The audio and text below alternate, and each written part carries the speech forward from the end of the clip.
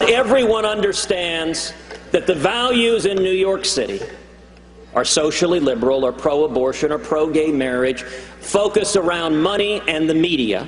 When the World Trade Center came down, I saw something that no place on earth could have handled more beautifully, more humanely than New York. Everybody in the world loved New York and loved New Yorkers, and I have to tell you, that was a very insulting statement that Ted made.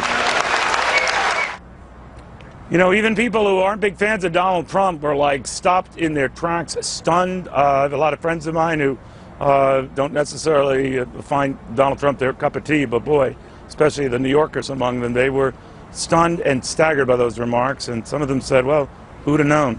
Pat Buchanan, your thoughts on that? Well, I think you're right. I think what Ted Cruz was trying to do is what Jean Kirkpatrick did at that 1984 convention of the Republicans, where she referred to San Francisco Democrats a number of times and people laughed and cheered.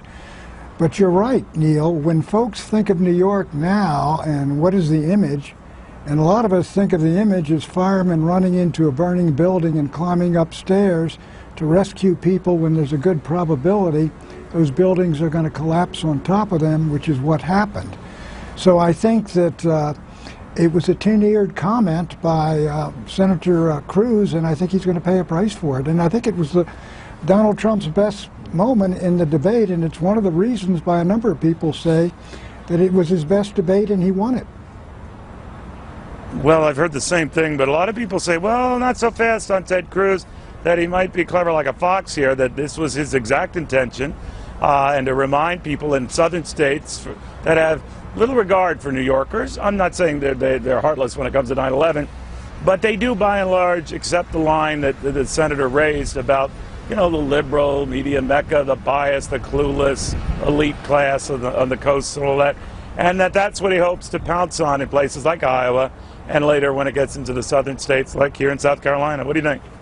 I don't think it's working because Donald Trump is very, very strong in South Carolina.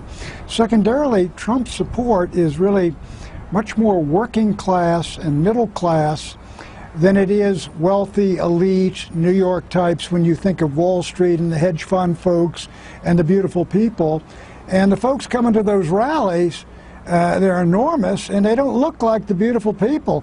I think Donald Trump is clearly improving, Neil, as a debater, and I would raise another issue.